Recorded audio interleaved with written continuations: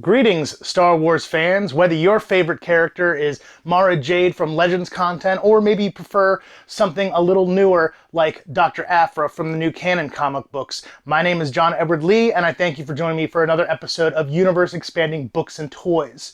This is a episode specifically about the comic book inspired figures that Hasbro's brought out recently in the past couple of years as part of the Black Series line. I'm very excited that they did this. I love the comic packs, and of course, comic characters made into figures really, book characters even more because you don't even get to see them, but there's a little bit more visual representation. Anyways, so they aren't ignoring that. They are totally making some comic book characters. Some are great, some are all right, but I'm excited for each one because if it gets anybody to read any of the comics it came from, man, good job, Hasbro. Of course, I don't feel all that great about Hasbro. In fact, this is all I collect as far as Star Wars figures anymore. Stuff from the comic books, from the video games, from the books. I don't even get stuff from the animated series as much as I love them too. Too many misfires from Hasbro. I don't like the way they're doing a lot of things. The exclusives drive me crazy. I don't ever want to deal with that again. They sort of forced my hand. In fact, I've become more of a Transformers collector lately, but that doesn't mean I'm not collecting the comics and the books. I love those, and so these figures go along with that. The first one I have wasn't intended to be a comic pack per se. It was an exclusive to a convention, and there's Luke in his Yavin outfit, and this image is the first issue of the Marvel Star Wars comics once they re-got the brand after Disney bought them. This is a great figure. It has images from the comic on it. It doesn't quite match with the rest of the line that I'm going to show you, but it certainly was a prototype. There's Luke in his yellow jacket from the end of the original movie, and he's got a lot of great accessories, the Journal of Obi-Wan, his lightsaber, lots of really, really cool stuff. This is a great figure and a really good kickoff to a line. Now, that's what Luke looked like in the series for a while between A New Hope and Empire Strikes Back. As the series has gone along, his outfit's changed. More recently, he had been in something that was a little bit more inspired by his Bespin outfit, as you can see Leia with something that looks similar to her Hoth outfit. And of course, Luke has the yellow lightsaber. This is between Empire Strikes Back and Return of the Jedi, so he doesn't have his old lightsaber anymore. He hasn't built his new one. So for a while he had a yellow one, which is really nice because the original Luke figures in 77, 78 had the yellow lightsaber because they were just going off black and white pictures. All right, so the line started legitimately with a few figures. One that I was super excited about was Jaxxon, and I've talked about him before. And there is the issue he's from, Star Wars Annual 2019. Yeah. But done by Stan Sakai, who created Usagi Yojimbo, another Rabbit bodyguard hero of mine. There he is. My only issue with this is they make him look more like some art that I've seen, not so much from the from the comic itself. I like his more modern look, but he is a old character. In fact, this is the second issue after the adaptation of the original one, and there he is. He also has Amaza, who is his partner eventually, who's also been recanonized in those same issues. And let's show what they look like. Amaza is a character I'd love to make a figure of. She's a bit scantily clad. I don't think this would fly with Hasbro today. I always liked her over-exaggerated mascara and things like that. But here's Jaxxon. He very much looks like a cartoon character. People thought it was ridiculous.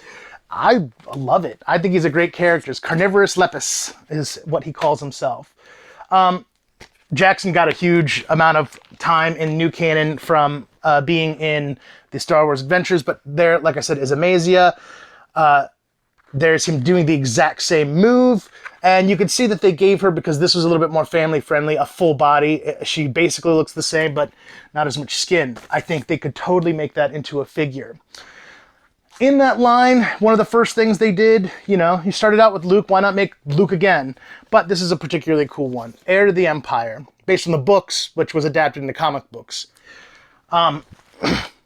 Like all of the comic books, they didn't show it on Jaxxon, but I couldn't show it on everyone, but the boxes are surrounded by art from the comics. This one was really cool because it's Luke in sort of like, almost like a training gear. He's got his lightsaber. He's got a Ysalamiri, or however you say that. It makes no sense that this came with Luke. That's a creature that repels the Force. He didn't have them. Admiral Thrawn had them. It's like they went, oh, we could have brought one out with Admiral Thrawn. Didn't. Let's throw this out there, and then you could put him on your Thrawn. I have a loose Thrawn, but I'm not opening that. Continuing along was Crimson Empire. With famously put the wrong name. It should not be Karnor Jax. It should be Kir Kenos. They could easily make more figures for this line. It's actually a pretty cool figure, even if it is sort of, it's been reused. The body's been reused for a couple other things. Again, that's my issue with Hasbro right now. They don't seem to want to take the extra time to individualize things. It really doesn't cost them much. I mean, seeing them, they put it in a computer and then model comes out. I don't understand why they can't, just correct a few things. Like I said, there's other things that they could bring out, different training gears for those guys. They've made 3.75 figures of these. And of course, we need the real Karnor Jax, who is in a more, completely red outfit. Moving right along, the last one from that particular series was Darth Maul in his training. Wait, that's not the cover. This is the right issue. It's a variant cover that Dark Horse occasionally did photo covers. I never liked them, but it's what my comic book store had, and I haven't felt a need to replace them. Great figure because it shows Darth Maul's full body tattoos, which nobody really knew he had until the comic books, and that's become a staple of his character. I always liked in Rebels that he's got like a real low cut so you could see him underneath. So, they did a couple other series. One that was really popular was Black Chrysanthemum from the Star Wars comics, but you may know him from the Boba Fett TV show because he showed up in that. He's a big character in the comic books. He rolled around with Dr. Aphra for a while. He's been a little bit everywhere. And look, he's fighting Obi-Wan, so he's really, fought pretty much everybody. There was a little disappointment to this figure because it was clearly just Chewbacca or a random Wookiee body, and he should have been much, much beefier. This doesn't actually bother me as much as the really plasticky looking, clothes that he has on. I mean, those spikes could have at least been, they're the same color there, but I feel like gold would have been better. There is him rolling around with Dr. Aphra. Because she's an adventuring archaeologist, she's sort of like a dark Han Solo, making him a dark Chewbacca, like a mirror version. And of course, 000 and BTO, the murder droids, very much looking like a dark mirror version of R2-D2 and C-3PO. They went on a lot of missions together, including undercover. She's even managed to get him to dress up for things. You can get Chewbacca to do that, It's pretty crazy. I really like Black Chrysanthemum. I'd love to see him return in more things. Mandalorian seems like the most obvious place he could show up, but Wookiees live for a very long time. He could show up anywhere. He could show up in High Republic stuff. I don't think he's that old, though. One of my favorite series that they ever did is they did versions of Marvel What If. This is a Dark Horse comic. Most of what we've done so far has been Marvel. The Crimson Empire was Dark Horse. But this was a series. This was the third one, Return of the Jedi. Infinity's was a What If. A New Hope one was What If the Death Star destroyed the rebellion. The second one, or Empire Strikes Back, was What If Luke died on Hoth. This one was What If the thermal detonator went off in Jabba's palace. And a lot of things happened. Han remained blind, stuff like that. But one of the coolest things that happened is the Emperor got away, but Luke and Vader lived. But Vader had already died, and Anakin was reborn. And so they have White Vader, redeemed Anakin. They shouldn't even call him Darth Vader. At this point, he is Anakin. This shocked me so much when I originally read it. This was the final panel, and this is where they got the art from that inspired the figure. But there he is, vowing to help the rebellion track down the Emperor with his son. Hey, Xenogears, remember that game? No, Xenosaga. Xenogears is different. All right, that's my favorite thing about collecting individual issues is looking at the old ads. Remember those? Oh, good stuff. Never get that in a graphic novel. That's why I don't really collect them. Another big one, which I thought was super cool that they did, was Sergeant Creel. And there's the issue he's from. He is a Stormtrooper Special Forces guy who has a lightsaber. He leads Task Force 99 Scar Squadron, which is eerily similar to Clone Force 99, aka the Bad Batch. In fact, they have individual attributes similar to them. This guy's completely his own character, definitely not Hunter. Hunter would not do any of the stuff that this character did. So I don't think they're the same team. I think maybe they're named after Bad Batch, even though these comics came out first. I'm going to keep him aside because he's going to come up here in a second. The last one from this second series was Leia from the comics. And this wasn't from the Star Wars comics. This was from her own issue where she has a little side adventure. This is one of the first miniseries that came out when Marvel took over. I love that picture of the back of them all being friends. Of course, this takes place right after A New Hope, so there's Luke in that jacket. And then there's Leia in the outfit. This is, besides Bausch, my favorite Leia they brought out. I like the way her hair looks, doesn't look typical to anything else. I really like the outfit, and it does remind me of sort of a modified version of, not her Hoth outfit, but the other white outfit that she has in Bespin. So that was it for that, but they did bring out a exclusive for War of the Bounty Hunters. Now, I can't find this art in the comic, and it turns out because they used a variant cover, sometimes they have a hard time finding a good picture. This one, because you can see a little shiny. War of the Bounty Hunters is basically what replaced Shadows of the Empire, with Crimson Empire and Hidden Empire coming after that. In this issue, Boba Fett goes undercover trying to get back Han Solo's trapped in carbonite in a... I tried to put the comics in here so I wouldn't have to do the Velcro, and that one accidentally got sealed. But there he is. He spray paints himself all black. He goes in the armor with 2 guns, and he refers to himself, instead of Boba Fett, because he's undercover, as Jango Fett, and it totally works. So that is the original set. The last thing I have to show you are the newest ones that I just received last week, actually months earlier than I expected them to. I expected them in April, and they came, last week of January. The first thing I got to discuss is, this is another problem I have with Hasbro. They're going for this plastic-free packaging, which I get why you would want to do that. There's still a bunch of plastic tape all over it. The figure's plastic, but the thing that they'd sacrifice is the window. So you just get these pictures. So I had to take these out of the boxes, which I hate to do, but the figure's wasted in the box if you can't see it. And this is a character from the comics. I didn't want to unbox them on camera because no one wants to hear that. This is what they come wrapped in. No plastic. These little paper bags that you rip over. You can't even see anything in. It's really affected how I collect. But I love comic books and comic characters, so I get this guy. So there he is. This is Mike, Scar Trooper Mike, and this was the issue that it was from. And there's the image itself of the entire Scar Squadron. As you can see, they are eerily similar to the Bad Batch. This guy is sort of a communications expert, so I did unbox him. I'm actually kind of not happy with this figure. It's really stiff. He comes with a jetpack. These things were impossible. Not impossible, obviously I did it, but if I try to put these in and take them out, they're going to pop out. But I am glad to have him.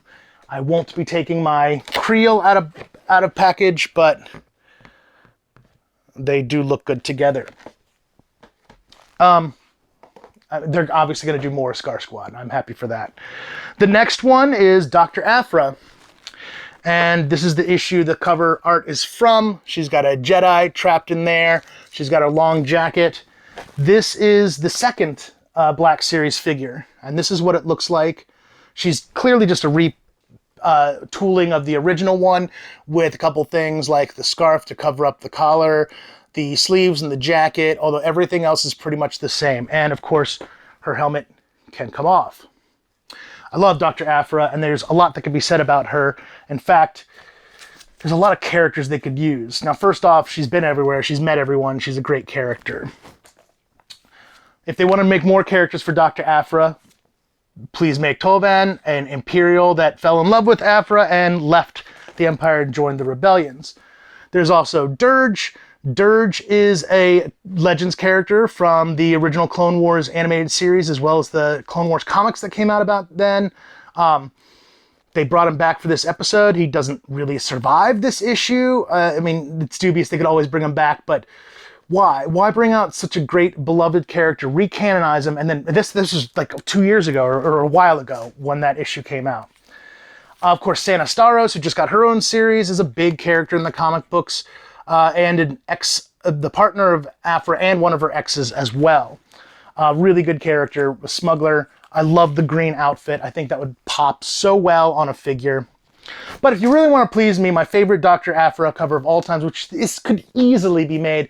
I don't think they've made a female Imperial officer body yet, but they should, so I could get that Aphra. Man, she is so cool, like, and smug in the Imperial ranks, just doing what she needs to do to survive. That's why I love that character. So I saved the very, very best for last. As you can tell by my t-shirt, and I've worn this before in videos, I'm a big Mara Jade fan. So she got her own figure. And of course, there's the box. This one doesn't have as much of the art on it, just has the picture of the figure, so you know what it looks like. And one of the things I noticed on this one is that they put a Legends down the bottom because she's not from New Canon yet. I really need them to find out a way to get her in there because, again, one of my favorite characters. Excuse me. Here she is. This is actually a pretty decent figure. I'm really, really, really happy with it. Lightsaber's loose in her hand. That's the only issue I have. But it really does look like her. It is weird that they always want to put her with this purple lightsaber. If it's going to be from Heir to the Empire, she should have Luke's lightsaber because that's the one she uses in that series. But even on this shirt, even on the comic pack up there, they give her the purple lightsaber, which she had before and after. She had it as when she was like a teenage spy, but also about 5 years after Heir to the Empire, she shows up with the purple blade in the Mysteries of the Sith video game. I actually had gotten this figure. This is a What If Nebula that I was going to convert into a Mara Jade. You can see that it would have been a good conversion. I still may do that. There are other versions of Mara Jade, including a Jedi version. So, the art image for this comes from Dark Force Rising #2, #4, I don't know why I said #2. It's the second book in the Zahn trilogy. And this is where they got the art from. You can see they blew it up. I heard them say when they were announcing this figure, oh, we couldn't find a really good image of her, so we went with that one from a cover. Here are plenty of ones that you could have used. Her own series, that Mara Jade. Again from that series, Mara Jade kicking aliens all over the place. Heir to the Empire. I think that they chose not to do this one because it came with the comic pack. Is that right? No, it is a different issue on that one. And the Luke is Heir to the Empire, so I think they just wanted to reference the second book. From the third book, there she is. I think that these images were a little too exaggerated, or not surreal, but not as more cartoony than an action figure really could be. So I think that's why they didn't choose that. There are two obvious choices for other characters to do once they finally get to the last command. They did Heir to the Empire Luke, Mara Jade, Dark Force Rising, Last Command. And it should be Joruus C'baoth or Talon Karrde, however you said it. I was originally Talon Karrde. I think it's Talon Karrde now with the E at the end. Joruus C'baoth would make a great figure. He's a crazy, crazy dark Jedi. That hair's all over the place. I say Joruus C'baoth. A lot of people say C'baoth. There's a lot of different. It's the problem with comic and book names is everyone comes up with their own way. Marchon and Marchion Ro is a good example. And there's Talon Karrde. Again, they can't really find a great image. Now, a cool one for the C'baoth one would have been this image, which is a great sinister image of that guy. Yeah, she even had the blue lightsaber at the end of her story. So it's always weird when they swap back and forth between that purple and that blue lightsaber. There is one character that I'm going to do a sequel episode of this where I just tell you characters that I wish they would make figures out of. But most of this has been Marvel, and that's going to be more Dark Horse. There's one character from the current comic books that I really think they need to make into a figure, and that is Lady Kira of Crimson Dawn, the leader of Crimson Dawn, who makes so much trouble for everybody. She's a great character. What they've done with her after Solo has been amazing, and they just announced today that she's getting her own book that sort of tells her story of how she rose up in Crimson Dawn. I'm excited for that. Literally, I found that out like an hour before doing this. Here's the only Kira figure that we got. This is from the Solo movie, and she had a lot of different outfits. Why they did the 80s mall teenage, Kira from the beginning of the film, I don't understand at all. There are so many better costumes. And the fact that this is the only one we've got, and it's not a terrible figure, it's not what I think of when I think of Kira. If you were to do a Crimson Dawn Kira, that would be just killer. Please do that. Please do that. So that is all the comic book inspired figures they've done in the Black Series so far. Now they've done some stuff like the video gaming great. So I've got Bastila and Malik heading to me relatively soon. That was slated for September. Big Bad Toy Stores already sent me a message being like, that's coming like next week. This is another problem with Hasbro. They can't get their, I'm having a hard time budgeting for pre-orders because they can't keep their stuff right. It really bugs me, and it's not just them, it's just the industry. They're not doing well as a company, and Star Wars and Marvel was a lot of the reason for that. I don't want to hate on Hasbro. Hasbro has made my life so much better, from just G.I. Joe Transformers toys when I was a kid all the way through. I'm even a My Little Pony fan, so please, Hasbro, do what you gotta do.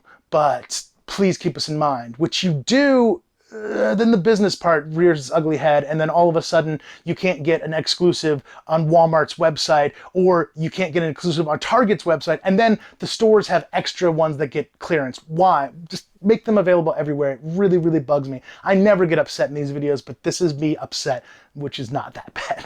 Anyways, thank you for allowing me to rant about my favorite type of Star Wars characters, comic characters, and keep in mind that I will do another episode probably in a week or two, but I've got all the comics pulled already. It is a massive stack of, and it's right there, of Dark Horse characters that I think would make fantastic Black Series figures in the future should they continue this line. I think it's popular. I really hope they do.